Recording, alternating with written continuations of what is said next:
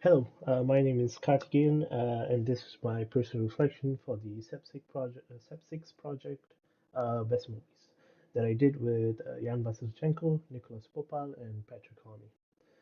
So, first, I'm going to talk about my contributions to this project, and then I'm going to talk about what challenges I faced using a cloud provider, and then I'm going to talk about how using a cloud provider and how DevOps aided me and our my team members with this project, and finally, I will talk about what I learned from this SEP6 project using cloud providers and DevOps. So my contributions was that I mainly managed the data tier. Me and my team members split our workload by the tiers since we use the three-tier architecture. So each of us took a tier, and I was responsible for the data tier. Uh, I used the data from the movies.db file that was provided to us. So what I did was that I exported that into a .sql file, loaded that into a local database, and then did some extra stuff like adding more tables such as user table, reviews table, adding more relationships, stuff like that. And then I migrated that to a Azure SQL database that I created. That's an example of what I did within the data tier.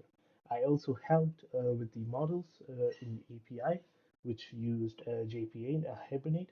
I also did the connection between the Azure database and the API, which is the application.yaml file in the Spring Boot API application.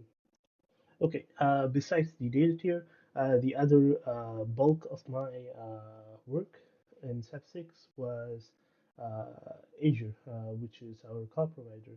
I was sort of acting like the Azure administrator in a sense where I was managing our Azure portal where I created the resource group, allowed access and added roles to the other group members to the resource group, creating the SQL databases and deploying them, creating the app services for APIs and so on, and deploying them, and also setting up CI/CD with GitHub Actions and linking them to the GitHub repositories and doing some DevOps with them.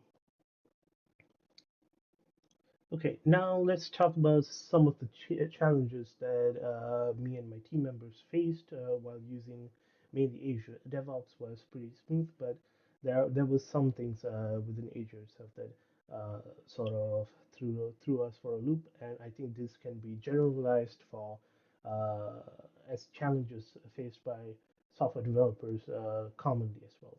So the first one was that we were stuck with the Azure student subscription.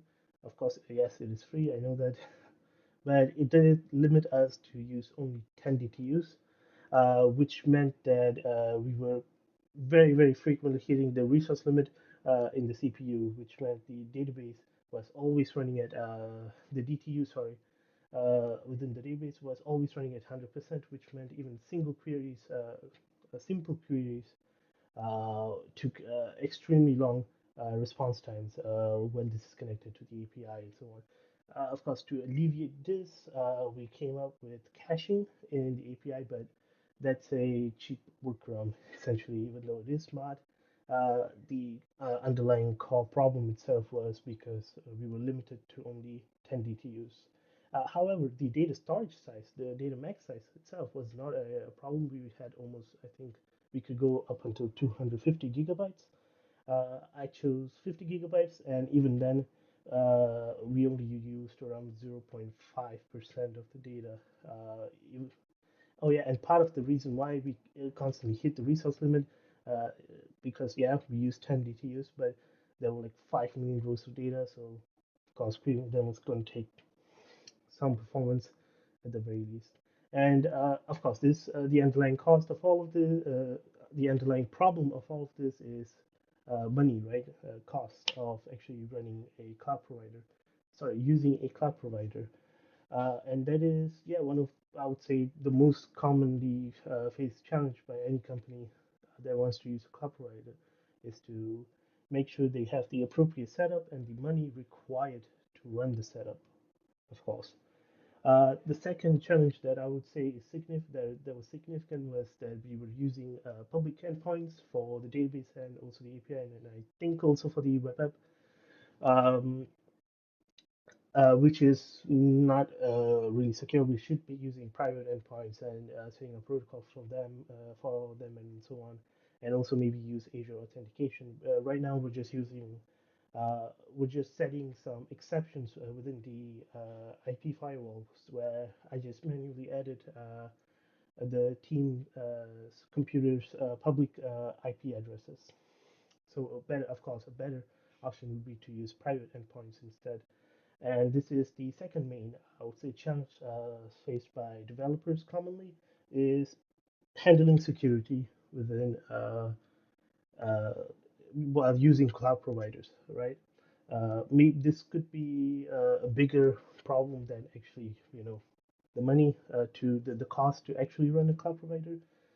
Um, but I think to get it running first and foremost would require money. So I would say that that is a bigger challenge than to actually uh, resolve the security concerns and so on. Okay, now let's talk briefly about what was, well, awesome about using Azure and GitHub Actions.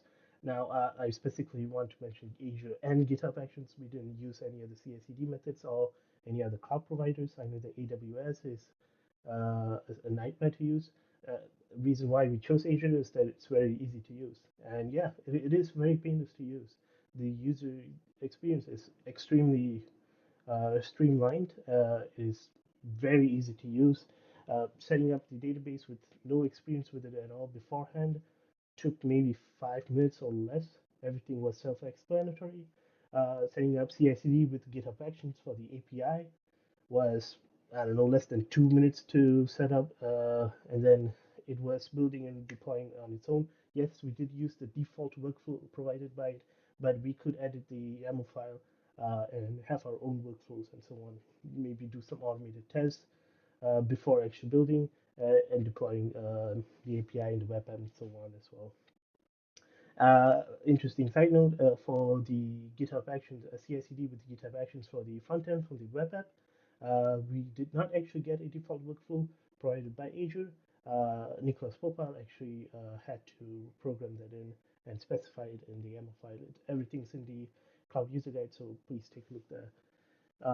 Another really big advantage of using a cloud provider is that um, everything is consolidated into one uh, place in the cloud so that we have flexibility to work around it, right? So, for example, in previous SEP projects, each of us had to have a local database that is set up, running with some dummy data so that we can test our APIs and so on. But in this case, we didn't have to. We can just connect to the one database that is on the cloud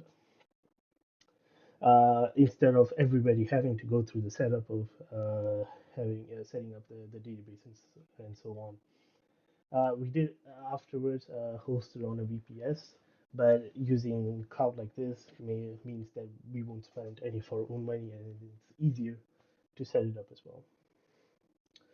Okay, so finally, let's just look at some things that I got out of from using cloud providers and DevOps from this SEP6 projects.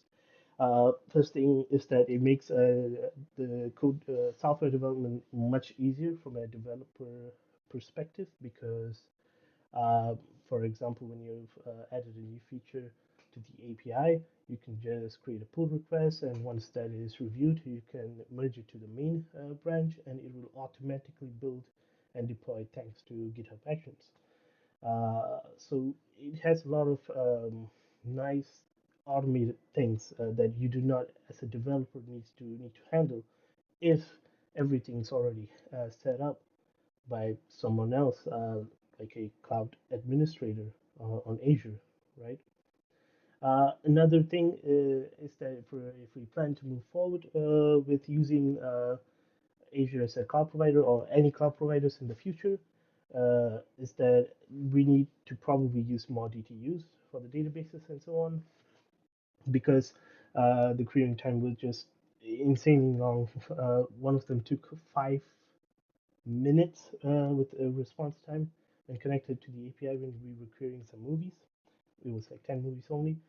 So yeah, we did, yeah, like I said, we did introduce caching to alleviate this problem, but from the usability tests, some users still did point out that the speed of the application was severely, in a sense, lacking. The final thing that I would touch upon is that we should definitely move away from using public endpoints everywhere and try to use private endpoints for better security. And that is all that I would have to say for this SEP6 project. Thank you very much for listening, and I'll see you.